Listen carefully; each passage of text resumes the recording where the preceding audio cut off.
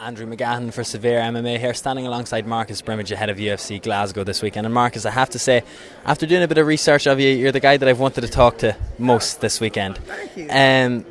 First things first, I read an interview with you from earlier on last year, and we share a similar mindset. You can't understand why people in a 9-to-5 job are doing a job that they hate, to pay for a house that they're never in, to buy stuff that they don't impress people.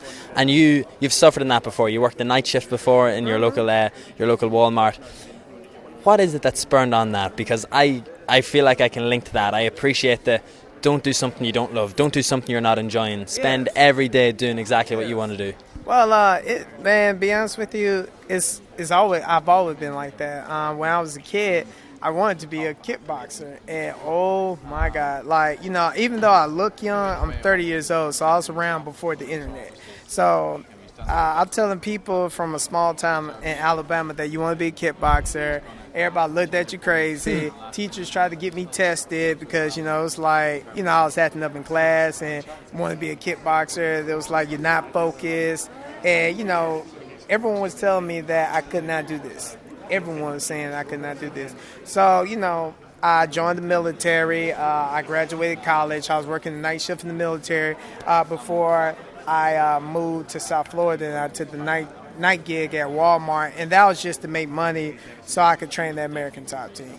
But it was just pure hell, man. You just have to stay focused and live your dream. I mean, I'm realize so why you're doing it, why you're struggling. Yes, exactly. Because look, I'm happier now than I ever was, like being in the military or having my 2 degrees. Like, I did that for my mom. You know what I'm saying? The military thing, I basically did that for my dad. So it's nothing. That was something I did not want to do. So during that time, I was never happy. Had money, so I was always buying stuff, but it never filled me on the inside. And I'm telling you, man, like me just chasing this dream to get this belt and just being a martial artist is something that I always wanted to do. And I'm so happy that I'm living it right now. Do you think it's more a sense of spend money on experiences as opposed to possessions? Wow, that was a deep. Do you know where that came from? Wow, that came from. I was you. in Brazil last year, and it cost quite a bit of money. Yes. But I was training jiu-jitsu 2 or 3 times a day with my teammates. I was enjoying myself, and one of my friends said, like, you could have bought a new television and a PlayStation 4 for this price, and I was thinking, but all I'd have is a television and a PlayStation 4. Exactly. I'm going to remember Brazil for the rest of my life. Exactly. That mindset, what you just said, that's exactly it. Man, I've been studying different styles of martial arts, and I am more happy, practicing that, and besides me playing my PlayStation. Be honest with you, it's a good thing to do with me and my wife. We play on Sundays, but I find just so much joy in just learning martial arts. One of the main things you took out of the Conor McGregor fight, and I will ask your opinion on his career trajectory in a moment, but is that you felt you were too hot-headed, too emotionally involved. What steps have you taken to change that, and how much calmer do you feel and unattached from the fight this weekend? I'm super unattached. Like it's just from the whole MMA scene in general. Like my fight is the only thing that I'm invested in, but it's not like it was because I had to make that transition from being a fight fan to a fighter, And, because I used to be on the underground and I used to do all that. What was your username? Huh? I didn't have a username. Because, a troll, was it? Yeah, I was a troll. You called me out. But, I used to be on because, I wanted to be involved in the who's who.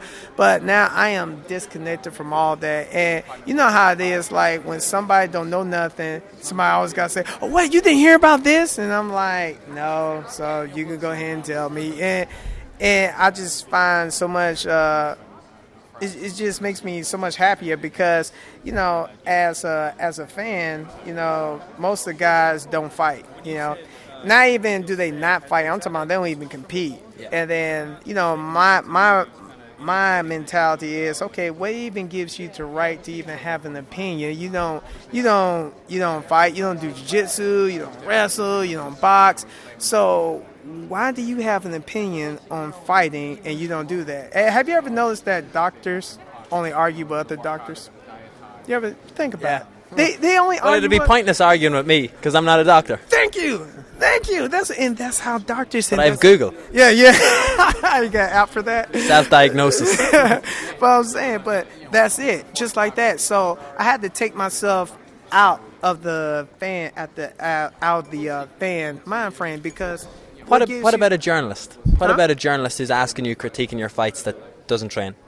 Yeah, I hate Same to opinion. say this, but your opinion is just useful as an asshole right here. Like I'm safe. I'm a blue belt. Yeah, but that stuff, it used to play on my mind all the time because you constantly hear it. Because why? I'm constantly involved in it. So when I take myself out of it, it doesn't bother me. Like people like, hey, I think this, and I was like. Yeah, okay. You know what I'm saying? And I just walk off because you don't do what I do. If you don't eat it, you don't live it, you don't shit it, you have no right to critique it.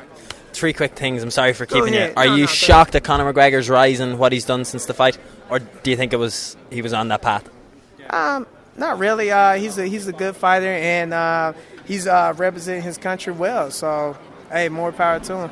When it comes to this weekend's fight, your coach and the Ultimate Fighter, Michael Bisping, is headlining the card. Is it nice to kind of be around him again or to share the card with him one more time? Oh, yeah, it's always nice, especially just to hang out with fighters that you're cool with and then you constantly be on the same card. So, you got a little camaraderie there. So it's always a nice feeling. And then finally, your opponent. He also tried out for the same season as the Ultimate Fighter as you.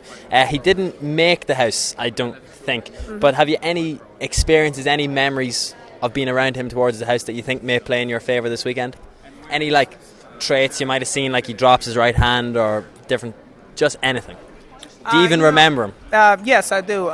Truth be told, I was on the Ultimate Fighter back in 2011, so I take it that he has evolved since 2011, So you can't be like, oh, that's that guy that used to do such and such, but guess what? He's not that same guy anymore. So you shouldn't worry about what he going to do. Let's worry about what I'm going to do. Marcus, thank you very much for the time. Man. I appreciate it greatly. All right. Thank you.